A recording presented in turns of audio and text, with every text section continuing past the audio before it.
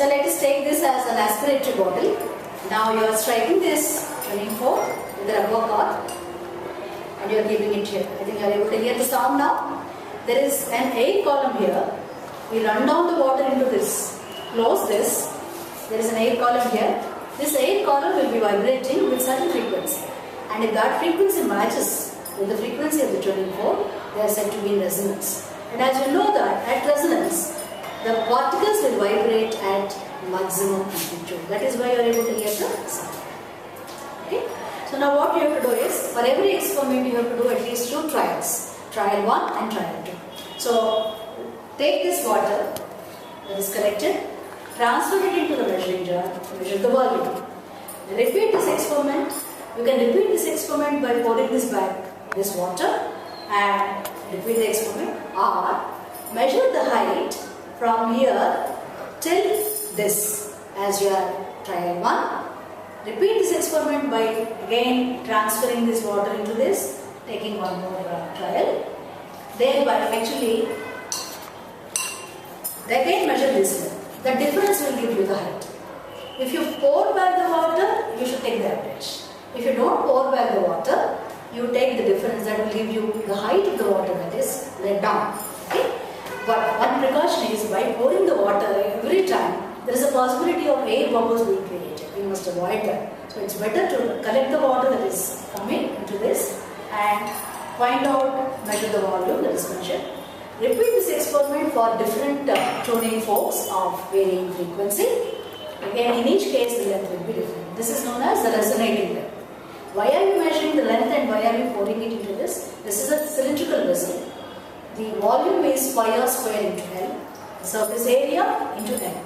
So therefore, since this is constant, we can say it's proportional to the length of the resonating column. So you cannot find the length accurately. You are anyway measuring this height.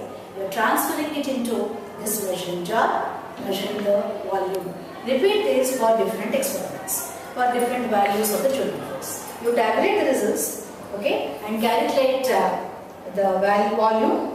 N square is the square of the frequency, and this formula, as you can see, you can use this formula which gives you frequency of the tuning fork, and then volume of the resonating air collected, trial 1, trial 2. Find the, I told you whether you can take mean or difference according to whether you are pouring back the water or not.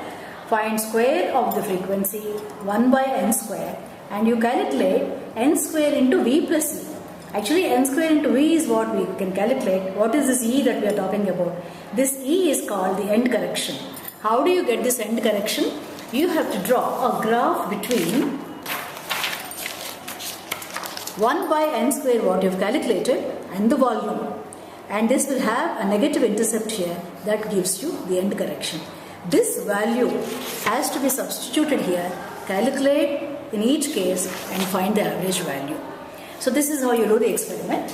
Now let us see what is this end correction that we are talking about. The end correction is something like this. See, this is a resonating column. This end is fixed, this is open. So you expect an antinode to be formed here and a node to be formed here. But in practice, exactly antinode will not be formed at the end of this. It will be little above or little below. So this is known as the end correction that can be calculated from the graph as an intercept. Substitute that and calculate n square into v plus e, that will remain constant. So our aim here is to be able to locate where the end correction is at the end of this tube by repeatedly doing this experiment with different sets of frequencies.